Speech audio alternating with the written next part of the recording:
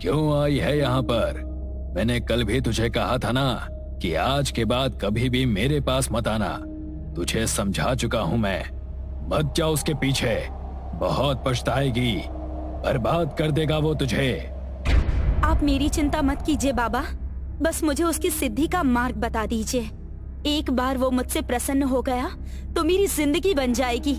जो सपने मैंने अपने लिए इतने सालों से देखे हैं वो सब पूरे हो जाएंगे।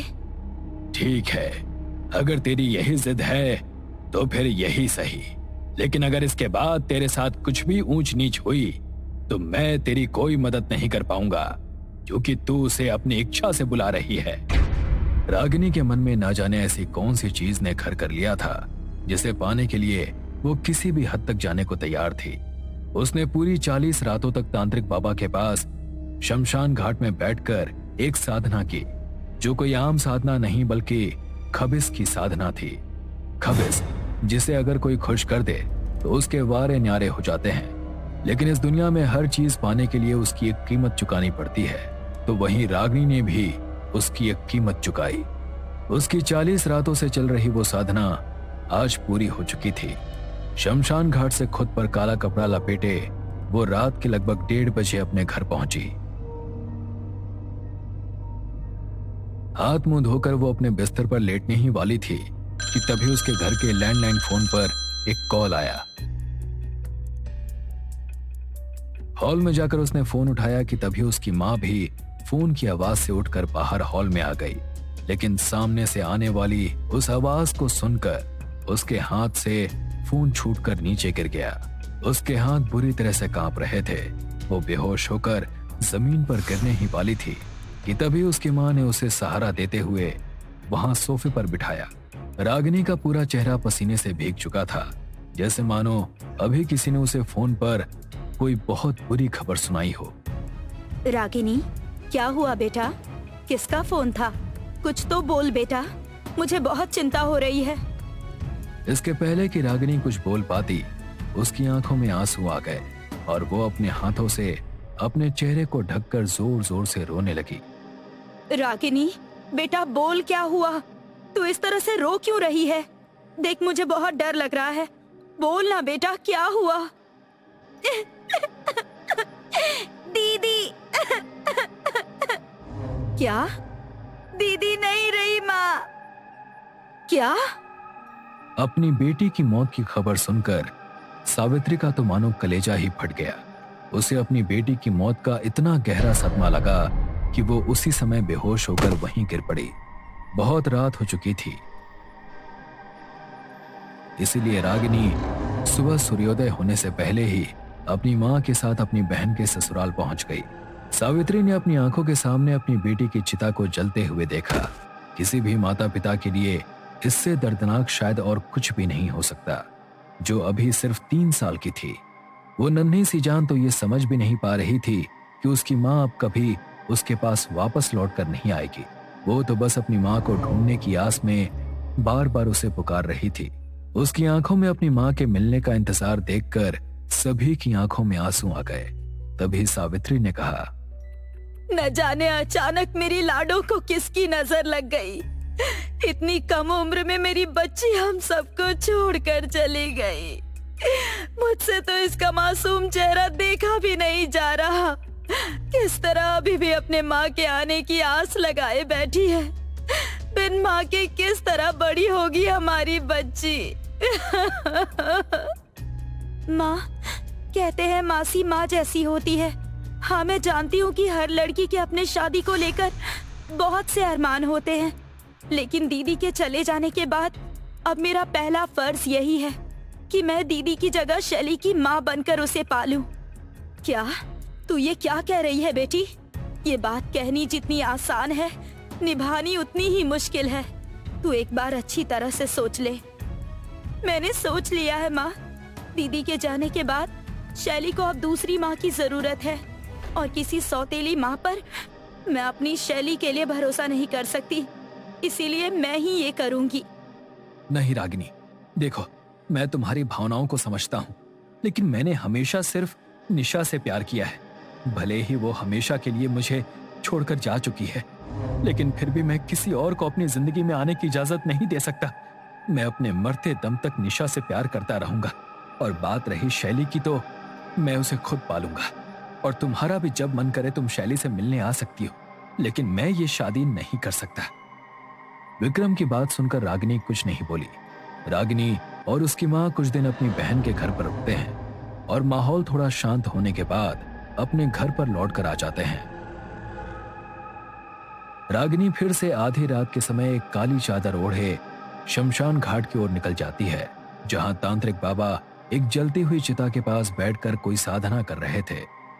आपने तो कहा था कि वो अब प्रसन्न हो चुका है और तेरा हर काम वो अब जरूर करेगा, लेकिन उसने तो मुझसे शादी करने से साफ इनकार कर दिया। उसके लिए मैंने अपनी बहन की भी बलि दे दी और उसके बाद वो मुझसे शादी करने से मुकर गया।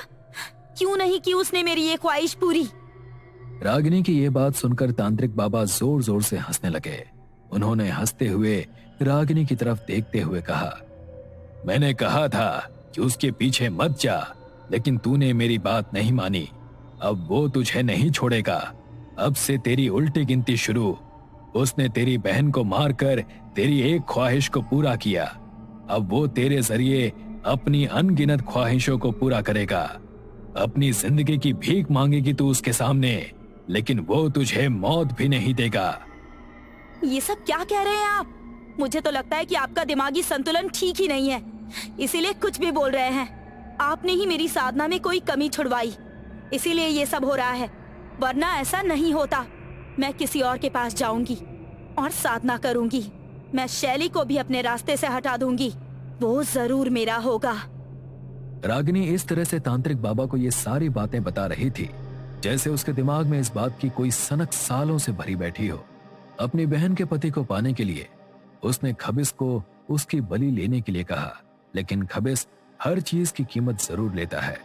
शायद ये बात रागिनी अभी तक समझ नहीं पाई थी। वो बहुत ही गुस्से में रोती हुई अपने घर आई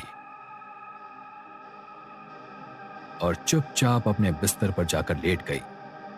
वो मेरा होगा, वो जरूर मेरा होगा। रागिनी ये बड़बड़ाते हुए अपनी आंखें बंद करके लेट गई। तभी उसे अपने कमरे में अपने बिस्तर के पास किसी के कदमों की आहट सुनाई देती है। रागिनी ने जैसे ही अपनी आंखें खोली तो उसने देखा कि उसके कमरे की जिस खिड़की को अभी थोड़ी देर पहले उसने बंद किया था वो खुली हुई थी और उसके कमरे की दीवार पर कमरे की खिड़की से आने वाली चांद की हल्की हल्की रोशनी पड़ रही थी। लेकिन जैसे ही उसने ध्यान से दीवार की तरफ देखा तो उसे दीवार पर एक बेहद ही भयानक परछाई दिखाई पड़ी जो लगातार चलती हुई उसी की तरफ आ रही थी। इससे पहले कि रागिनी कुछ समझ पाती, उससे पहले ही वो परछाई मानो आकर उसके शरीर के अंदर समा गई। रागिनी अपने बिस्तर से उठने की कोशिश करने लगी, लेकिन उसका शरीर बुरी तरह से अकड़ चुका था। वो लाख कोशिश करने के बाद भी खुद को हिला डुला नहीं पा रही थी। वो मदद के लिए अपनी माँ को पुकारने की कोशिश कर रही थी, लेकिन डर के मारे उसके गले से उसकी आवाज तक नहीं निकल रही थी कि तभी उसके कानों में उसे एक बड़ी भयानक और दबी सी आवाज सुनाई देती है। अब तुम मेरी हो, मैंने तुम्हारी एक इच्छा पूरी की, अब मैं तुमसे अपनी सारी इच्छाओं को पूरा कराऊंगा। उस आवाज को सुनकर डर के मारे रागिनी का शरीर बुरी तरह से कांप रहा था, लेकिन फिर भी उसने हिम्मत करके नजर घुमाकर अपने कमरे में देखा तो उसे वहां कोई भी नजर नहीं आया। लेकिन तभी उसे अपने शरीर पर एक असामान्य बोझ महसूस हुआ। इससे पहले कि वो कुछ कर पाती, उसे महसूस होने लगा कि जैसे कोई उसके करीब आने की कोशिश कर रहा है। रागिनी बहुत घबरा गई। देखो, प्लीज प्लीज मुझे छोड़ दो, प्लीज मुझे जाने दो। गलती हो गई मुझसे, मुझे तुमसे कुछ नहीं चाहिए, प्लीज जाने दो मुझे। रागिनी के ऐसा कहते ही उसे अपने कमरे में एक बेहद भयानक हंसी सुनाई दी। तभी रागिनी को ऐसा महसूस हुआ जैसे कोई उसके शरीर को बुरी तरह से नोच रहा हो। दर्द के मारे वो जोर जोर से चीखने लगी। उसे लगा कि शायद उसके चीखने की आवाज सुनकर उसकी माँ उसकी मदद के लिए उसके पास आ जाएगी, लेकिन हैरत की बात यह थी कि उसकी चीखों की आवाज उसकी माँ तक पहुंच ही नहीं पाई। वो पूरी रात इसी तरह दर्द से बिलखती चिल्लाती रही और दर्द के मारे कुछ ही घंटों के बाद वो बेसुध हो गई। उसकी खिड़की से आने वाली रोशनी जब सुबह उसके चेहरे पर पड़ी तो उसकी आंख खुली। वो सिर्फ एक कंबल से लिपटी हुई थी। उसे अपनी हालत देखकर खुद पर तरस आ रहा था, लेकिन ये सब जो कुछ उसके साथ हो रहा था, इन सब का कारण वो खुद ही थी। उसके पूरे शरीर पर चोटों के निशान थे, लेकिन ये सब महज एक रात के अंदर होकर बंद नहीं हुआ। उसके साथ अब हर रात ये हादसे होने लगे। वो 6 महीने से ये सब भुगत कर अब थक चुकी थी। उसकी आंखों के नीचे गहरे काले गड्ढे हो चुके थे, आंखें धंसकर बिल्कुल अंदर को जा चुकी थी और उसका शरीर तो मानो अब हड्डियों का ढांचा मात्र बन चुका था। उसकी माँ भी उसकी ऐसी हालत देखकर अब अंदर ही अंदर खत्म होती जा रही थी। बेटा, आखिर कुछ तो बोल, तेरे साथ ये सब क्या हो रहा है? ऐसा क्या है जो कोई भी डॉक्टर तेरी बीमारी को समझ नहीं पा रहा? अगर कोई और बात है तो मुझे बता दे बेटा, मैं तेरी मदद करूंगी। अपनी माँ की इस बात का रागिनी ने कोई जवाब नहीं दिया और वो सीधे अपने कमरे में चली गई, क्योंकि जो कुछ भी उसके साथ हो रहा था वो किसी से कह नहीं सकती थी। उसने अपने कमरे के दरवाजे को अंदर से बंद कर लिया। रात बीती। रागिनी की माँ सुबह नाश्ता लेकर उसके कमरे की ओर बढ़ी। उन्होंने उसके कमरे का दरवाजा खटखटाया, लेकिन दरवाजा अंदर से खुला हुआ था। वो दरवाजा खोलकर जैसे ही अंदर गई तो सामने का नजारा देखकर उनके हाथ से नाश्ते की प्लेट छूटकर नीचे गिर गई। उनकी आंखों के सामने कमरे के पंखे पर उनकी बेटी की लाश झूल रही थी। रागिनी के पास उस खबीस से छुटकारा पाने का और कोई रास्ता नहीं था, इसीलिए रागिनी ने फांसी लगाकर अपनी जान दे दी थी। उसका मानना था कि शायद मरने के बाद उसे उस शैतान से मुक्ति मिल जाएगी, लेकिन वो ये नहीं जानती थी कि खबीस के हाथों अपनी बहन की बलि देकर उसने खुद अपनी मुक्ति के मार्ग को बंद कर दिया था। उसके इस कर्म के कारण भगवान भी उसे माफ नहीं कर पाए। उसे भगवान के घर तो मुक्ति नहीं मिली, लेकिन मरने के बाद भी वो हमेशा के लिए उस खबीस की गुलाम होकर रह गई। रागिनी की मौत को आज 3 साल बीत चुके हैं, लेकिन आज भी उसकी माँ को हर रात उसके कमरे से उसकी चीखों की आवाजें सुनाई देती हैं। राजेश अपने ऑफिस से थका हारा घर लौटा था।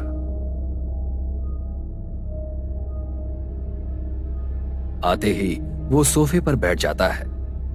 यार, आज तो बहुत सरदर्द हो रहा है। देखा सुनीता, आज तुम घर पर नहीं हो तो मेरी क्या हालत हो गई है। अब पता चला तुम मेरी जिंदगी में इतनी जरूरी क्यों हो। राजेश किचन में गया और अपने लिए कॉफी बनाई और बाहर हॉल में आया। टीवी ऑन करके वो कॉफी पीते पीते न्यूज देखने लगा। तभी राजेश के मोबाइल पर कॉल आता है। कमला चाची का कॉल। लगता है सुनीता ठीक से गांव पहुंच गई है। नमस्कार चाची जी, कैसी हैं आप? सुनीता ठीक से गांव पहुंच गई ना? बेटा, सुनीता तो आ गई है, पर मुझे कुछ ठीक नहीं लग रहा है। सुनीता कुछ अजीब सा बर्ताव कर रही है। अजीब मतलब? क्या हुआ है सुनीता को? चाची जी ने कॉल पर राजेश को सारी बात बताई। राजेश सारी बात सुनकर दंग रह गया। उसने अगली सुबह गांव की बस पकड़ी और गांव के लिए निकल पड़ा। राजेश और सुनीता पति पत्नी थे। राजेश जिस ऑफिस में काम करता था, सुनीता भी वहीं काम करती थी। काम के बहाने उन दोनों में पहचान बढ़ी और दोस्ती हो गई। फिर दोस्ती प्यार में बदल गई और फिर बिना वक्त गंवाए राजेश ने सुनीता को शादी के लिए प्रपोज किया और सुनीता ने भी हाँ कर दी। सुनीता एक अनाथ लड़की थी। सुनीता जब 2 साल की थी तभी उसके माता पिता गुजर गए थे। तब से सुनीता को उसकी चाची ने संभाला था। बड़ी होने के बाद सुनीता ने जॉब करने की सोची, इसीलिए वो मुंबई आ गई थी। कमला चाची ही सुनीता की सब कुछ थी। राजेश, बहुत दिन हो गए मैं चाची से नहीं मिली। सोच रही हूँ कुछ दिन गांव जाकर आऊं। मुझे भी अच्छा लगेगा और चाची को भी। या फिर हम दोनों चलते हैं? मुझे अच्छा लगता, लेकिन मुझे ऑफिस से छुट्टी नहीं मिलेगी। अगली बार हम दोनों साथ में जरूर आएंगे। अभी तुम चाची से मिलकर आ जाओ। राजेश ने शाम की बस में सुनीता को बिठा दिया। बस अपने सफर पर निकल पड़ी। थोड़ी देर आगे जाने के बाद गाड़ी का टायर पंक्चर हो गया। गाड़ी का ड्राइवर और कंडक्टर गाड़ी से उतरे और गाड़ी के पहिए को बदलने की कोशिश करने लगे। खिड़की के पास बैठी सुनीता रात के अंधेरे में चमकते हुए जुगनू को देख रही थी। तभी उसे ऐसा लगा जैसे झाड़ियों के पीछे कोई हलचल हो रही हो। सुनीता गाड़ी से उतरी और उन झाड़ियों के पास जाने लगी। थोड़ी देर बाद सुनीता वापस बस की ओर लौटी, लेकिन उसका हुलिया और बर्ताव बदल चुका था। उसकी साड़ी बिखरी हुई थी, बाल भी बिखरे हुए थे, शरीर पर कुछ जगह घाव भी थे। ऐसी हालत में वो बस में बैठी। बहन जी, क्या हुआ? आपकी ऐसी हालत कैसे हो गई? थोड़ी देर पहले ही तो आप ठीक ठाक थी। सुनीता ने कंडक्टर की बात का कोई जवाब नहीं दिया और शांत रही। कुछ देर के बाद सुनीता का गांव आ गया। वो गाड़ी से उतरी और अपने घर की तरफ चली गई। घर पर कमला चाची सुनीता की राह देख रही थी। अरे, आ गई तुम सुनीता, कैसी हो? बड़े दिनों के बाद चाची की याद आई। और ये क्या हुआ है तुम्हें? तुम्हारी ऐसी हालत किसने की? क्या हुआ बेटा? कुछ तो बोलो। सुनीता के मुंह से एक शब्द बाहर नहीं निकला। सुनीता की ऐसी हालत देखकर कमला चाची भी चौंक गई। सुनीता बिना कुछ कहे घर के अंदर गई और अपने कमरे में चली गई। कमला चाची को ये बात बहुत अजीब लगी। फिर उन्होंने सोचा कि शायद सफर में थक गई होगी, इसीलिए शायद वो बात नहीं कर रही। थोड़ी देर बाद कमला चाची सुनीता के लिए जब खाने की थाली लेकर उसके कमरे में गईं। सुनीता बेटा, दरवाजा खोलो, देखो मैं तुम्हारे लिए खाना लेकर आई हूँ। अंदर से सुनीता मर्दानी और डरावनी आवाज में, मुझे खाना नहीं चाहिए, जाओ यहाँ से। सुनीता की आवाज सुनकर कमला चाची के पैरों तले जमीन खिसक गई। उनके हाथ पैर कांपने लगे। वो इतना तो समझ गई थी कि जो कुछ भी हो रहा है वो सही नहीं है। वो जल्दी से नीचे चली गई और राजेश को कॉल किया। अगले दिन शाम को राजेश भी गांव पहुंच गया था। वो चाची के साथ सुनीता के कमरे के पास गया और सुनीता को आवाज देने लगा। सुनीता, सुनीता, दरवाजा खोलो, देखो मैं आया हूं। सुनीता ने कोई जवाब नहीं दिया। राजेश ने दरवाजा तोड़ने की कोशिश की और दरवाजा टूट गया। अंदर का भयानक नजारा देखकर राजेश के रोंगटे खड़े हो गए। सुनीता अपने पैरों की उंगलियों पर खड़ी थी। उसके बदन पर साड़ी भी नहीं थी। उसके शरीर पर कई घाव थे। शरीर सूख सा गया था और उसकी आवाज भी मर्दानी हो गई थी। क्यों आए हो तुम यहाँ? चले जाओ यहाँ से, नहीं तो मैं सबको मार दूंगी। जाओ। ये क्या हो गया है सुनीता तुम्हें? तुम ऐसे क्यों बात कर रही हो? सुनीता ने राजेश और कमला चाची की ओर गुस्से से देखा और राजेश को हवा में उछालकर कमरे से बाहर फेंक दिया। कमला चाची दौड़ती हुई राजेश के पास आई। तभी सुनीता के कमरे का दरवाजा अपने आप बंद हो गया। राजेश बेटा, तुम ठीक तो हो ना? मैं तो ठीक हूँ चाची, लेकिन सुनीता को हुआ क्या है? वो ऐसा बर्ताव क्यों कर रही है? मुझे तो जब सुनीता घर आई थी तभी शक हुआ था, लेकिन मैंने ज्यादा ध्यान नहीं दिया। लेकिन अब मुझे लगता है जो मैं सोच रही हूँ वही सही है। राजेश बेटा, मुझे लगता है सुनीता पर किसी बुरी आत्मा का साया है। मतलब आप कहना क्या चाहती हैं? राजेश ये सुनकर हैरान रह गया। उसे समझ नहीं आ रहा था कि वो क्या करे। अब मैं क्या करूं चाची जी? कमला चाची ने राजेश को एक सुझाव दिया। कमला चाची ने कहा कि गांव की पहाड़ी पर एक तांत्रिक रहता है। अगर वो उस तांत्रिक से मदद मांगे तो शायद तांत्रिक उसकी कोई मदद कर पाए। राजेश बिना वक्त गंवाए पहाड़ी की ओर निकल पड़ा। कुछ घंटे बीत जाने के बाद आखिरकार उसे वो तांत्रिक मिल गया। राजेश तांत्रिक के पास गया। तांत्रिक अपनी तपस्या में लीन था। बाबा, बाबा, मेरी पत्नी को बचा लीजिए बाबा, मेरी मदद कीजिए। क्या हुआ लड़के, क्या समस्या है? राजेश ने सारी बात तांत्रिक बाबा को बताई। तांत्रिक बाबा उसके साथ चाची के घर गए। उन्होंने दरवाजा खोलने की कोशिश की, मगर दरवाजा अंदर से बंद था। तांत्रिक बाबा ने अपने कमंडल से पानी हाथ में लिया और दरवाजे पर फेंका। दरवाजा अपने आप खुल गया। साथ ही अंदर से सुनीता की जोर से चीखने की आवाज भी आई। तांत्रिक बाबा, चाची और राजेश अंदर गए। क्यों आए हो यहाँ? तुम्हारी हिम्मत कैसे हुई यहाँ आने की? कौन हो तुम? छोड़ दो मेरी सुनीता को। तुम्हारी नहीं, अब ये मेरी सुनीता है। सुनीता ने अपनी शक्ति से राजेश को हवा में उठाया और जमीन पर पटक दिया। वो जैसे ही तांत्रिक बाबा की तरफ मुड़ी, तांत्रिक बाबा ने अपने कमंडल का पानी सुनीता के ऊपर फेंका, जिससे सुनीता की शक्तियां कम होने लगी और वो कमजोर होकर जमीन पर गिर पड़ी। तांत्रिक बाबा उसके पास गए और उसके सिर पर हाथ रखकर कुछ मंत्र पढ़ने लगे। फिर उन्हें अतीत में घटी सारी घटनाएं दिखने लगी और उन्हें सारी बात समझ में आ गई। राजेश, सुनीता जब गांव आ रही थी तो बीच में गाड़ी खराब हो गई थी। सुनीता गाड़ी से उतरी और जंगल की ओर गई। उसी समय उसे खबिस ने अपने वश में कर लिया था। खबिस? ये खबिस क्या होता है? तांत्रिक बाबा ने बताया कि खबिस अलग अलग प्रकार के होते हैं। कुछ खबिस लोगों की इच्छा पूरी करते हैं और उसके बदले में वो जो मांगते हैं वो देना पड़ता है, और कुछ खबिस अपनी इच्छा से अपना शिकार ढूंढते हैं और उनके वक्त और जगह पर अगर कोई उन्हें मिल जाए तो वो उसे पकड़कर अपनी शारीरिक जरूरतों को पूरा करते हैं, और ऐसे खबिस को कोई काबू नहीं कर सकता या उन्हें मार नहीं सकता। उन्हें केवल मुक्त किया जा सकता है। तो इस खबिस को मुक्त कर दीजिए ना बाबा, और मेरी सुनीता को बचा लीजिए। अब यह संभव नहीं है राजेश। लेकिन क्यों? ये खबिस सुनीता के साथ पहले ही संबंध बना चुका है और सुनीता का शरीर पूरी तरह से उसके कब्जे में है। अगर मैंने खबिस को मारने की कोशिश की तो सुनीता भी मर जाएगी। ये सुनकर राजेश के पैरों तले जमीन खिसक गई। नहीं नहीं, मैं अपनी सुनीता को खोना नहीं चाहता। देखो राजेश, इस खबिस को मारने का यही एक तरीका है। अगर मैंने इसे अभी नहीं मारा तो आज नहीं तो कल इस खबिस का सुनीता से मन भर जाएगा और तब ये इसे मार डालेगा और अपना नया शिकार ढूंढेगा। सुनीता ऐसे तड़प तड़प कर मरे, इससे तो अच्छा ये है कि उसे अभी खबिस के साथ मार दिया जाए। कम से कम उसकी आत्मा को शांति मिल जाएगी। ना चाहते हुए भी राजेश को अपने दिल पर पत्थर रखकर तांत्रिक बाबा की बात माननी पड़ी। तभी तांत्रिक बाबा के मंत्र की शक्तियां कम होने लगी। खबिस ने सुनीता के शरीर को हवा में उठाया और तांत्रिक बाबा पर हमला किया। तांत्रिक बाबा ने उसे फिर से अपने मंत्र जाल में पकड़ा और एक राख के घेरे में बांध दिया और उसके चारों ओर पवित्र जल छिड़कते हुए मंत्र उच्चारण करने लगे।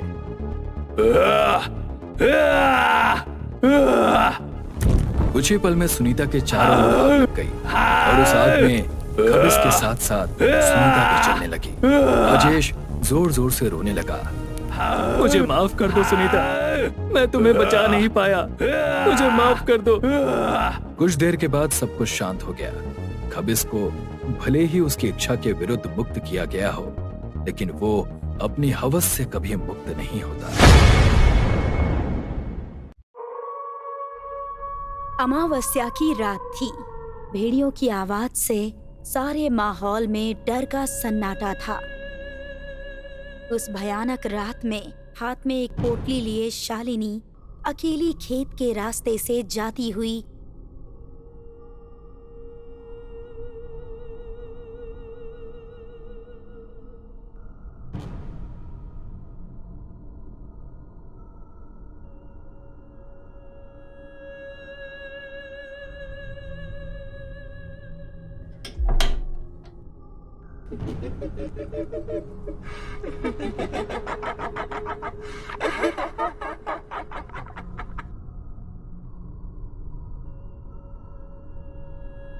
अपनी मौत को खुद बुलावा देने के लिए आई हो। तुम आ तो गई हो अपनी मर्जी से, मगर वापस नहीं जा पाओगी। माँ, क्या ये दीदी भी हमारे साथ रहेगी? शालिनी को सब सुनाई दे रहा था, मगर वो बिना रुके मंत्र पढ़ती जा रही थी। तभी उसे ऐसा लगा जैसे कोई उसे मारने के लिए उसके करीब आ रहा हो। उसने झट से अपनी आंखें बंद कर ली। शालिनी, शालिनी, उठो बेटा, सुबह हो गई है। तुम्हें आज नया पाठ सीखना है ना? अपने बाबा की आवाज सुन शालिनी अपने बिस्तर से उठी और अपने कामों में लग गई। शालिनी के बाबा एक ज्ञानी पंडित थे। शालिनी छोटी थी तभी उसकी माँ का देहांत हो गया। शालिनी बचपन से ही अपने बाबा की तरह ज्ञानी बनना चाहती थी और लोगों की मदद करना चाहती थी। शालिनी के बाबा हमेशा उसे अपनी कहानियां सुनाते कि उन्होंने कैसे लोगों की मदद की और कैसे अतृप्त आत्माओं को मुक्ति दिलवाई। लेकिन एक बात वो हमेशा महसूस करती कि उसके बाबा उससे कुछ छुपाते थे। बाबा, आप अपने मन की बात मुझे क्यों नहीं बताते?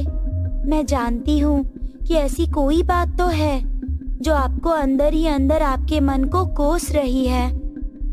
शालिनी, ऐसी कोई बात नहीं है। तुम बहुत सोच रही हो, और अगर ऐसी कोई बात है भी तो वक्त आने पर तुम्हें खुद ही पता चल जाएगा। लेकिन बाबा, आप भी तो मुझे बता सकते हो ना? शालिनी के बाबा सिर झुकाकर बिना कुछ कहे वहाँ से चले गए। एक दिन अमावस्या की रात को शालिनी अपने सहेली के घर एक फंक्शन के लिए जा रही थी। रात को आते वक्त उसे बहुत देर हो गई। रात में बारिश शुरू हो गई। धीरे धीरे बारिश बढ़ने लगी। आसमान में बिजली कड़कने लगी। गांव के सुनसान रास्ते पर डरावना माहौल हो गया था। शालिनी पूरी तरह भीग गई थी। वो एक पेड़ के नीचे खड़ी हो गई। तभी जोर से एक बिजली कड़की और दूसरे पेड़ पर गिरी। शालिनी ये देखकर बहुत घबरा गई और वो वहां से निकल गई। आगे जाने के बाद जोर जोर से हवाएं चलने लगी। बारिश रुकने का नाम ही नहीं ले रही थी। आज ही सब होना है क्या? पहले ये बारिश और फिर बिजली और अब ये तूफान। यहाँ रुकने के लिए कोई जगह भी नजर नहीं आ रही है। ये शालिनी कहाँ रह गई? अब तक तो आ जाना चाहिए था उसे। एक तो आज अमावस्या की रात है, कहीं कोई अनहोनी ना हो जाए। कुछ देर आगे जाने के बाद शालिनी को खेत के किनारे एक घर नजर आया। उसे लगा कि आज की रात उस घर में रहने वाले लोगों से मदद मांग लेती हूँ। शालिनी उस घर की तरफ चली गई। उसने दरवाजा खटखटाया। अंदर से एक औरत ने दरवाजा खोला। जी नमस्ते, मेरा नाम शालिनी है। मैं पास के ही गांव में रहती हूँ। मैं अपने सहेली के घर गई थी। आने में जरा देर हो गई, तो क्या आज रात के लिए आपके घर में मुझे रहने की जगह मिल सकती है? आपके मुझ पर बड़े उपकार होंगे। अंदर आ जाओ। शालिनी अंदर चली गई। घर बहुत छोटा सा था। कुछ देर बाद एक लड़की और एक बौना आदमी वहां आया। दीदी, मेरा नाम वानी है। आपका नाम क्या है? मेरा नाम शालिनी है और मैं पास के ही गांव में रहती हूँ। दीदी, आपका नाम तो बहुत अच्छा है। लगता है कि आप हमारे साथ ही रहोगे। क्या आप मेरे साथ खेलोगी दीदी? शालिनी ने वानी को अपने कंधे पर बिठाया और उसे घर घुमाने लगी। घुमाते घुमाते उसकी नजर आईने पर पड़ी। उसने देखा कि जो छोटी बच्ची उसके कंधे पर बैठी थी, उसका रूप पूरी तरह से बदल गया है। उसका बदन पूरी तरह से काला पड़ गया था। आंखें सफेद हो गई थी। बाल पूरी तरह बिखरे थे। शालिनी ने वानी को जोर से जमीन पर पटक दिया और जोर जोर से चिल्लाती हुई घर से बाहर निकलने लगी। वो जैसे ही दरवाजे के पास पहुंची, उसने देखा वो औरत और वो बौना आदमी, उसके शरीर भी बदल गए थे, काले पड़ गए थे और उनकी आंखें भी सफेद हो गई थी। शालिनी डरते हुए दरवाजे के पास पहुंची और वो वहां से भाग गई। घर आकर उसने अपने बाबा को सारी बात बताई। तुझे वहाँ नहीं जाना चाहिए था बेटा। तूने वहाँ जाकर बहुत बड़ी गलती कर दी। गलती? लेकिन क्यों बाबा? क्या हुआ था? आप कहना क्या चाहते हैं? वो लोग कौन थे बाबा? बिरजू बाबा ने बताया कि आज से कई साल पहले गांव में अंधविश्वास बहुत था। लोग कुछ भी करने से पहले तांत्रिक अघोरी से बात करते थे। वो जो कहते वो लोग वैसा ही करते। और एक समय ऐसा आया जब गांव में लगातार 5 साल बारिश नहीं हुई। गांव के लोग धीरे धीरे अपना आपा खोने लगे। बिना पानी के गांव के पशु पक्षी मरने लगे। लोग मरे हुए पशु पक्षियों को खाने लगे। इस हालत से बाहर निकलने के लिए गांव के सारे लोग एक तांत्रिक के पास गए। तांत्रिक बाबा, आपको तो सब पता है, कृपया हमें इस समस्या से बाहर निकालने का मार्ग बताइए। मार्ग तो है, लेकिन आसान नहीं है। कौन सा मार्ग बाबा? बलि। बलि? किसकी बलि बाबा? गांव में परेशानी भगवान के नाराज होने से नहीं, शैतान के साए की वजह से हुई है। शैतान को भूख लगी है, उसकी भूख मिटानी होगी। लेकिन किसकी बलि देनी होगी बाबा? मांस, मनुष्य का मांस। शैतान को गरम रक्त और मांस की बलि देनी होगी। ये बात सुनकर सरपंच और बाकी गांव वाले हक्के बक्के रह गए। लेकिन भूख प्यास ने लोगों की बुद्धि छीन ली थी। वो इस बात के लिए भी तैयार हो गए। गांव के लोगों ने सोचा कि गांव में श्याम नाम का जो बौना आदमी है, उसी की बलि दे देते हैं। गांव के कुछ आदमियों ने बौने श्याम को पकड़ा और उसे तांत्रिक बाबा के पास लेकर गए। मुझे छोड़ दो, मुझे जाने दो, मैं मरना नहीं चाहता, छोड़ो मुझे। श्याम अपने प्राणों की भीख मांग रहा था, लेकिन किसी ने उसकी बात नहीं मानी।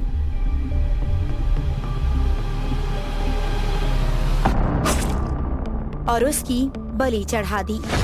ये बात जब इरावती को पता चली तो उसने अपने घर में ही अपने बेटी के साथ आत्महत्या कर ली। जिस रात उन सबकी मौत हुई, वो रात अमावस्या की रात थी। तब से उन तीनों की आत्माएं भटक रही है।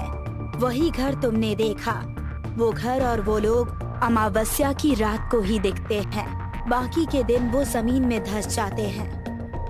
बाबा, अब हम क्या कर सकते हैं? क्या वो लोग मुझे भी मार डालेंगे? नहीं नहीं, मैं ऐसा नहीं होने दूंगा। अब हम क्या करें बाबा?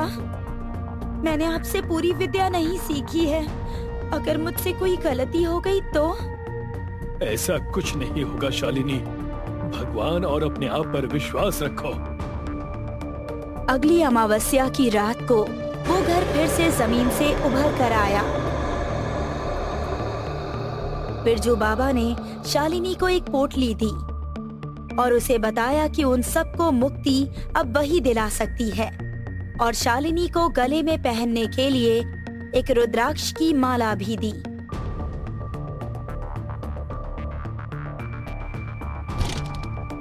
जब इरावती की आत्मा ने शालिनी पर हमला किया तो उस रुद्राक्ष की माला की वजह से इरावती रुक गई। फिर शालिनी ने उस पोटली में रखे राख को बाहर निकाला और अपने चारों ओर घेरा बनाया और उसके अंदर बैठकर वो मंत्र पढ़ने लगी। उस मंत्र की वजह से तीनों की आत्मा कमजोर होने लगी। वो जोर जोर से चिल्लाने लगे। अमावस्या की उस भयानक रात में उनके चीखने की आवाज पूरे गांव में गूंज रही थी। इरावती और श्याम की आत्मा ने शालिनी को डराने की बहुत कोशिश की, मगर शालिनी अपने जगह पर बनी रही। वाणी, जो कि एक छोटी लड़की थी, उसकी आत्मा सबसे पहले जलने लगी और कुछ ही पल में राख हो गई। इरावती और श्याम की आत्मा ये सब देखकर और तड़पने लगे। उन दोनों ने शालिनी को रोकने की बहुत कोशिश की, मगर नाकामयाब रहे। धीरे धीरे अमावस्या की रात खत्म होने को आई और वो घर जोर जोर से हिलने लगा। शालिनी ने अपने पोटली में रखी राख निकाली और इरावती और श्याम पर डाल दी, जिसके कारण वो दोनों मंत्र के जाल में फंस गए। फिर शालिनी दौड़ती हुई घर से बाहर आई और घर के चारों ओर राख का घेरा बना दिया। अगले ही पल वो घर जमीन में धंस गया। शालिनी ने श्याम, इरावती और वाणी की आत्मा को मुक्ति दिला दी, लेकिन अंधश्रद्धा की वजह से और किसी की बलि न दी जाए, इसीलिए शालिनी ने अपने बाबा से पूरी विद्या प्राप्त की और लोगों की मदद करने लगी। अब तक आपने देखा, मोहित अघोरी के कहने पर अपने पिता का कपाल अघोरी को दे दिया था। अघोरी ने उसके पिता की आत्मा को अपने बस में कर लिया था। मगर फिर पंडित जी के कारण अघोरी की पूरी साधना व्यर्थ हो गई थी और उन्होंने उसके पिताजी की आत्मा को मुक्ति दिलवाई। अब आगे करीब 7 साल बाद अब छोटा मोहित बड़ा हो गया था। माँ, अब हमारी तकलीफ कम हो जाएगी, मुझे नौकरी मिल गई है।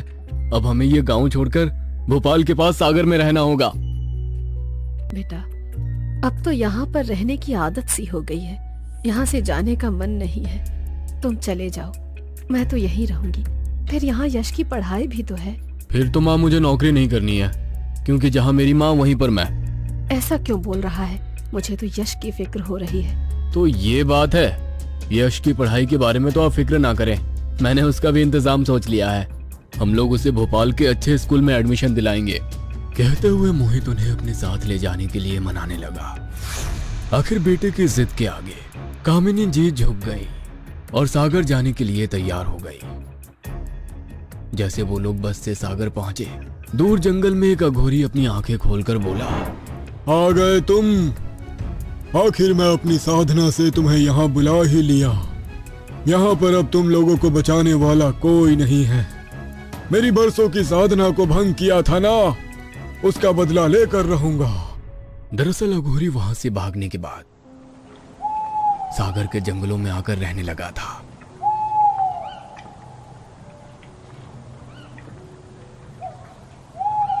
अब उसकी सिद्धियां पहले से भी कहीं गुना ज्यादा ताकतवर थी। सागर और उसके आसपास रहने वाले लोग उससे काफी डरते थे। लंबा काला लिबास, गले में नरमुंडों की माला, बड़ी बड़ी जटाएं और लगातार शैतान का स्मरण। अपने कार्यों को सिद्ध करने के लिए उसने कई सारी आत्माओं को अपने वश में कर रखा था। मोहित अपनी मां के साथ सागर में रह रहा था और छोटे भाई को भोपाल में एडमिशन करा दिया था। मगर वो इस बात से अनजान था कि उसका छोटा भाई यश अघोरी के निशाने पर है। एक रात जंगलों में अघोरी अपनी काली साधना को अंजाम दे रहा था। उसने अग्निकुंड में ढेर सारा मांस मंदिरा डाला।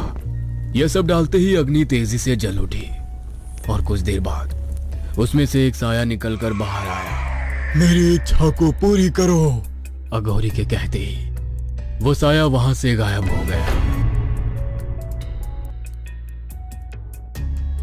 और अगले ही पल यश को लेकर वहां आ गया। यश पूरी तरह से मंत्रमुग्ध था, वो अपने होश में नहीं था।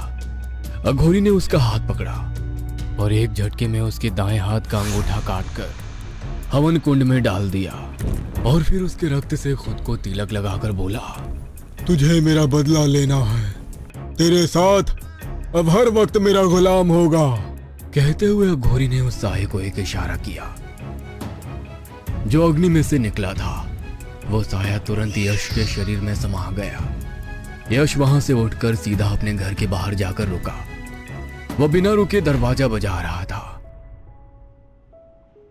कामिनी जी ने आकर दरवाजा खोला तो सामने यश को देखकर हैरान रह गई। बेटा, इतनी रात को अकेले कैसे आया? तेरे हॉस्टल की छुट्टी कब हुई? हमें तो कोई खबर ही नहीं थी।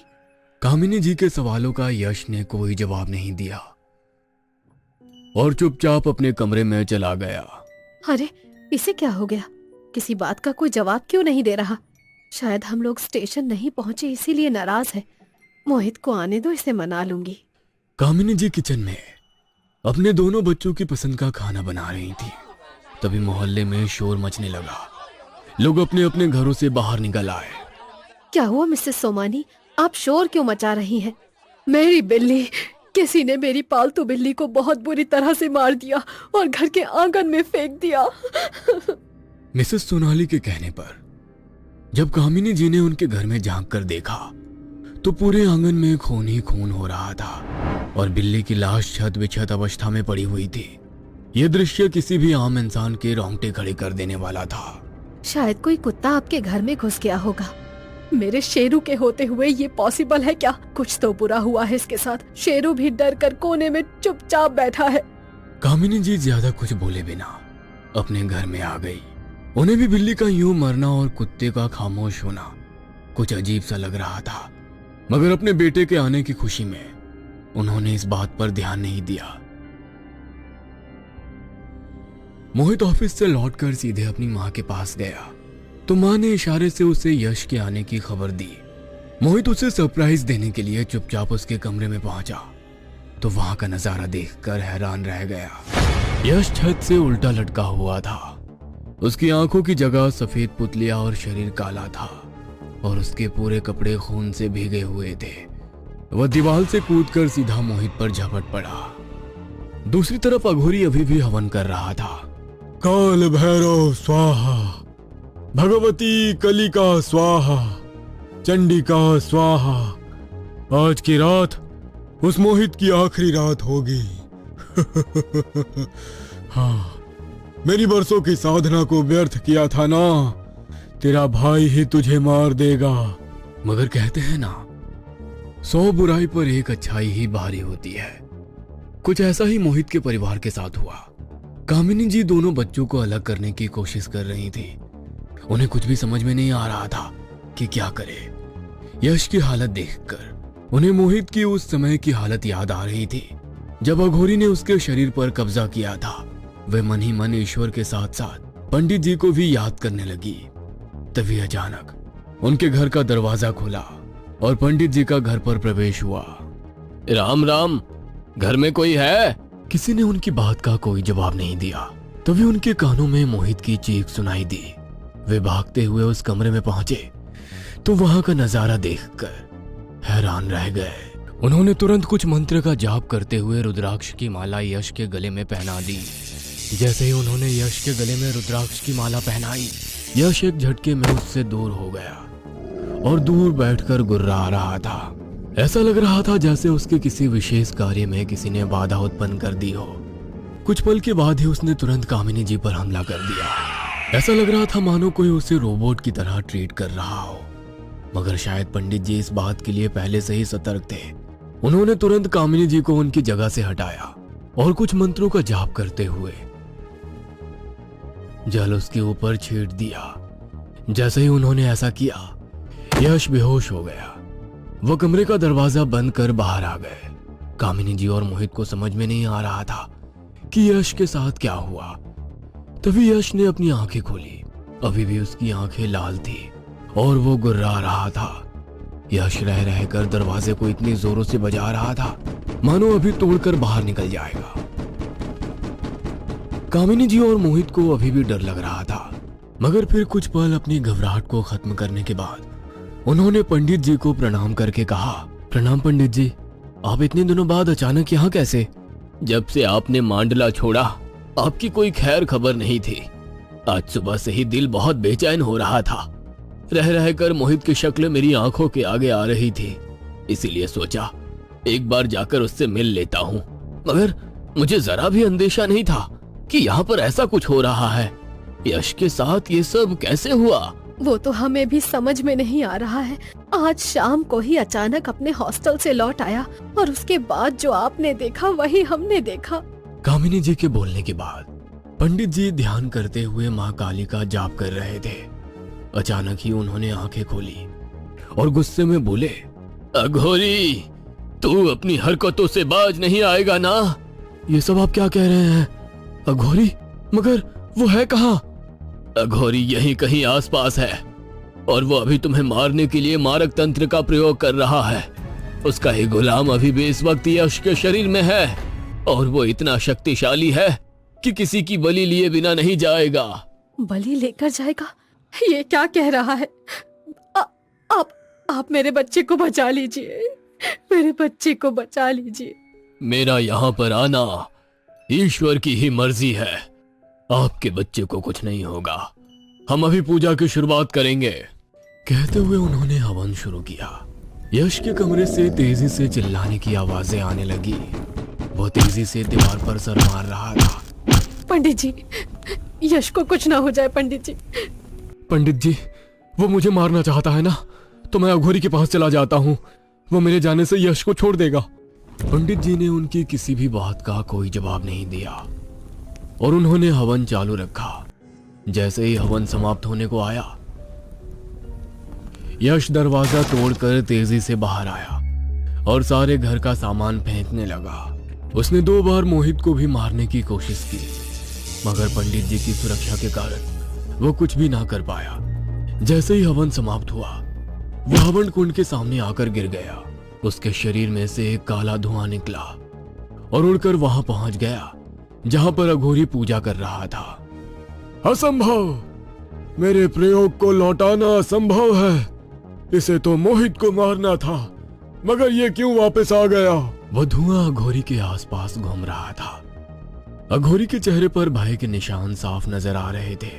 तभी उस धुएं ने एक रस्सी का आकार लिया और अघोरी के गले के आसपास लिपट गई।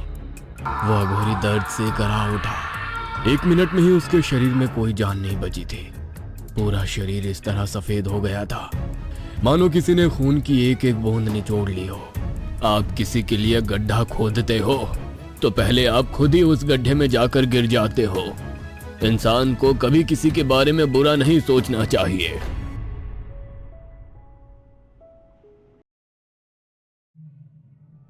आलीशान हवेली के नीचे बना बेसमेंट, जिसमें हर जगह मशालें लगी हुई थीं और बीच बेसमेंट में किसी की लाश पड़ी थी।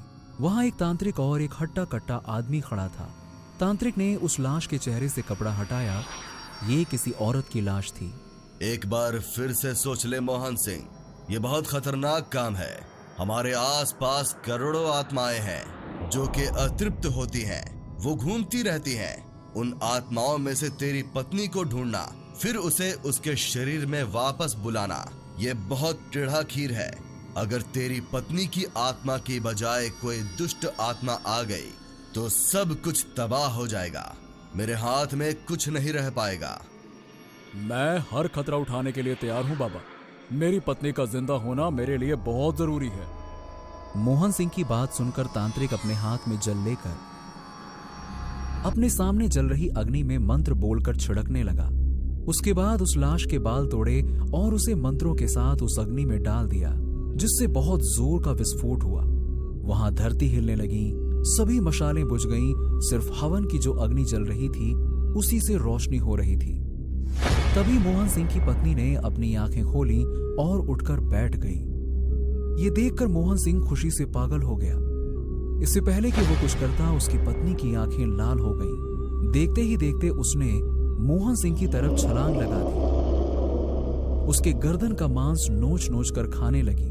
तांत्रिक ने तुरंत अभिमंत्रित जल उस औरत पर छिड़का, जिससे कि वो तड़पने लगी। तांत्रिक ने बाहर खड़े मोहन सिंह के नौकरों से उसे पकड़ने के लिए कहा। उसे पकड़ा, एक खंबे के पास लेकर गए, जहां तांत्रिक ने उसे बांध दिया और उसके इर्द गिर्द अभिमंत्रित घेरा बनाने लगा।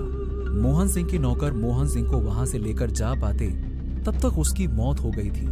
तांत्रिक ने उस ब्रह्म राक्षसी को उसी बेसमेंट में कैद किया और उसके दरवाजे पर तलवार लगाकर बाहर आ गया। तांत्रिक ने सबको चेतावनी दी कि गलती से भी यह दरवाजा कभी नहीं खोलना चाहिए, न ही मोहन सिंह के परिवार का कोई इसके इर्द गिर्द आए, वरना उसके रक्त की महक से ये राक्षसी जाग जाएगी। मोहन सिंह ने इसे बुलाया है और ये इसके परिवार को खत्म किए बिना जाएगी नहीं। और फिर जल्द ही ये पूरी की पूरी हवेली खाली हो गई। सालों बाद मोहन सिंह का पोता भानु हवेली बेचने का प्लान करके अपनी पत्नी रीमा और बेटे रिकी के साथ गांव पहुंचा।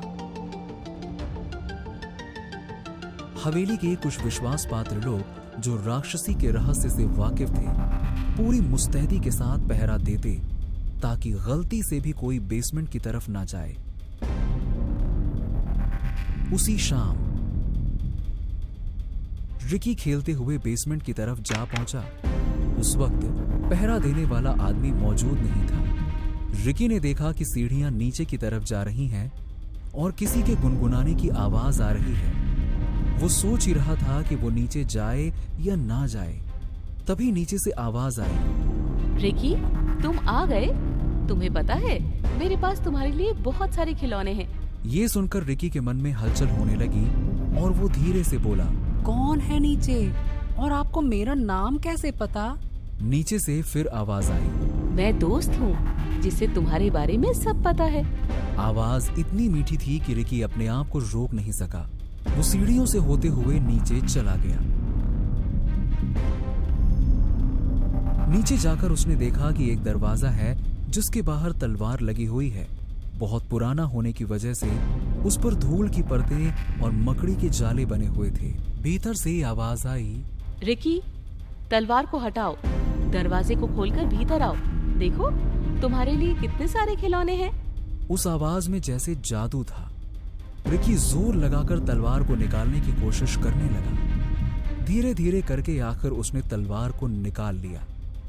जैसे ही तलवार निकला, दरवाजा धड़ाम की आवाज के साथ खुल गया और हवा का इतना तेज झोंका आया कि रिकी दूर जा गिरा और चीखता हुआ बेहोश हो गया। रिकी की आवाज ऊपर तक पहुंच गई थी और वहां पहरा देने वाले पहरेदार भागते हुए नीचे गए तो उन्होंने देखा कि रिकी के माथे से खून बह रहा है। वो बेहोश पड़ा हुआ है, साथ ही राक्षसी वाला कमरा खुला हुआ है। ये देखकर दोनों पहरेदारों के होश उड़ गए। उन्होंने जल्दी से रिकी को उठाया और वहां से भागने लगे, लेकिन उनमें से शंभू नाम का पहरेदार जो पीछे भाग रहा था, वो सीढ़ियों पर गिर गया और उसे लगा जैसे किसी ने उसका पैर पकड़ा है और उसे पीछे खींच रहा है। वो अपने साथी से मदद के लिए चिल्लाया, लेकिन उसकी गोद में रिकी था और साथ ही वो समझ गया था कि ये सब कुछ कौन कर रहा है। इसीलिए उसने अपने साथी की मदद नहीं की, बल्कि रिकी को लेकर भागा और ऊपर के दरवाजे को बंद किया। भागते हुए भानु के पास गया और रीमा ने घबराते हुए अपने बच्चे को संभाला। ये सब कैसे हो गया? इससे पहले कि पहरेदार कोई जवाब देता, बाहर से शोर शराबे की आवाज आने लगी। भानु बाहर आया देखने की आखिर इतना हंगामा क्यों हो रहा है। बाहर आते ही उसने देखा आंगन में हड्डियों का ढेर लगा हुआ है। वो सारी हड्डियां चबाई हुई हैं और उन हड्डियों के बीच में इंसानी सर रखा हुआ है। वो सर किसी और का नहीं बल्कि शंभू का था। भानु को समझ नहीं आ रहा था कि ये सब हो क्या रहा है। तभी रीमा के चीखने की आवाज आई। भानु भागते हुए भीतर गया तो उसने देखा कि रीमा जमीन पर बेहोश पड़ी हुई है और रिकी गायब है। भानु ने रीमा को होश में लाने की कोशिश की और पानी की छींटे देने लगा। जैसे ही रीमा होश में आई, रिकी का नाम लेकर चिल्लाने लगी। अरे रिकी कहाँ है रीमा? Ricky, Ricky! वो औरत, वो रिकी को ले गई। कौन ले गई? तुम्हारी दादी। अरे तुम पागल हो गई हो क्या? क्या बोल रही हो? क्या बकवास कर रही हो? हाँ, वो तुम्हारी दादी थी। मैंने तुम्हारी फैमिली फोटो में उनको देखा है, वही थी। अरे तुम सच में पागल हो गई हो क्या? मेरी दादी को गुजरे हुए कई साल हो गए हैं, मैंने उन्हें आज तक नहीं देखा, तो तुमने कहां से देख लिया मेरी दादी को? तभी एक भारी आवाज आई। भानु ने पीछे पलटकर देखा तो एक बहुत ही बुजुर्ग आदमी उसे खड़ा नजर आया। उसके चेहरे पर एक अलग सा तेज था। भानु ने जब जानना चाहा कि वो है कौन, तब उस तांत्रिक ने अपना परिचय भानु के दादा मोहन सिंह के जमाने से बताया और साथ ही भानु की दादी और उस ब्रह्म राक्षसी के बारे में भी सारी बातें बताई, जिसे सुनकर रीमा तो जोर जोर से रोने लगी, क्योंकि उसे अपने बेटे की फिक्र हो रही थी। लेकिन भानु को विश्वास नहीं हो रहा था। हवेली के विश्वास पात्र नौकर भी जब बाबा के हाँ में हाँ मिलाने लगे, तब भानु के पास यकीन करने के अलावा कोई रास्ता नहीं बचा, क्योंकि थोड़ी देर पहले ही उसने आंगन में हड्डियों का जो ढेर देखा था, वो कोई मामूली बात नहीं थी। तभी जोर से धमाका हुआ और पूरी हवेली हिलने लगी। बाबा, वो मेरा बेटा ले गई है, कुछ कीजिए, मेरे बच्चे को बचाइए। मात्र एक उपाय है, लेकिन बहुत मुश्किल है। तुम्हें तुम्हारी दादी की शरीर का अंतिम संस्कार करना पड़ेगा, लेकिन उसके शरीर में उस ब्रह्म राक्षसी ने कब्जा जमाया हुआ है। उसे उस शरीर से निकालना बहुत कठिन है। भानु तांत्रिक के पैरों में गिर पड़ा और अपने बेटे को बचाने के लिए गिड़गिड़ाने लगा। बस कुछ देर के लिए मैं उसे शरीर से अलग कर पाऊंगा, उतनी ही देर में तुम्हें अंतिम संस्कार करना होगा। तांत्रिक ने सबसे पहले भानु की पत्नी को हवेली से निकल जाने के लिए कहा और नौकरों से आंगन में चिता तैयार करने के लिए कहा। भानु को लेकर वो तांत्रिक तहखाने में पहुंचा, जहां सालों से वो ब्रह्म राक्षसी कैद थी। तांत्रिक ने एक कमरे की तरफ इशारा करते हुए कहा, यही वो इतने सालों से कैद थी और तुम्हारे बेटे की भूल की वजह से वो आजाद हुई है।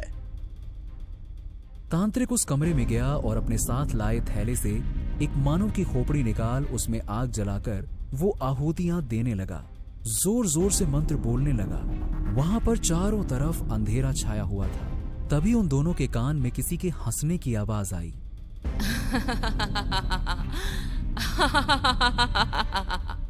तांत्रिक, उस वक्त तो तू कुछ नहीं कर पाया। मैं जानती थी तू इसको लेकर आएगा।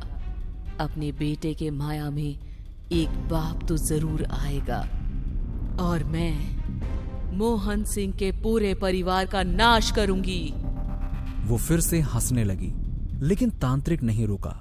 तभी भानु के गर्दन को किसी ने पीछे से पकड़ लिया और भानु छटपटाने लगा, लेकिन तांत्रिक अपनी जगह से नहीं उठा। लगातार आहुतियां देता जाता और आखिर में उसने अपने थैले से एक मुर्गे को निकाला जिसका हाथ पैर बंधा हुआ था। तांत्रिक ने उस मुर्गे के गर्दन को पकड़ा और उसे आग के सामने ले जाकर जोर से मंत्र उच्चारण करने लगा, जिससे राक्षसी चीखने लगी और कुछ ही देर बाद भानु, जिसे उसने कसकर पकड़ रखा था, वो नीचे गिर गया। भानु, उठाओ इस शरीर को, ले जाओ, इसे आग के हवाले कर दो। मुझे नहीं पता मैं कब तक उसे इस मुर्गे में कैद कर पाऊंगा।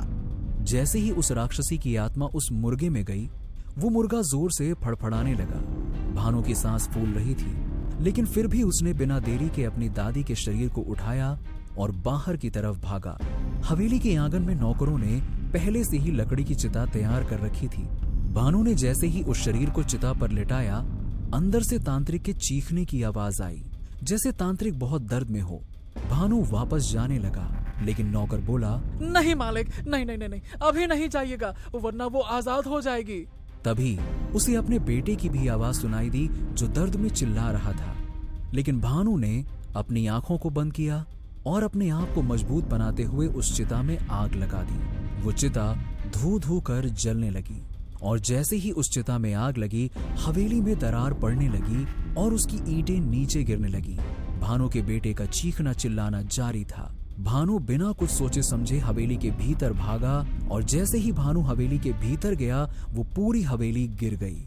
भानु और उसके बेटे की चीख एक साथ गूंजी और फिर सब कुछ शांत हो गया।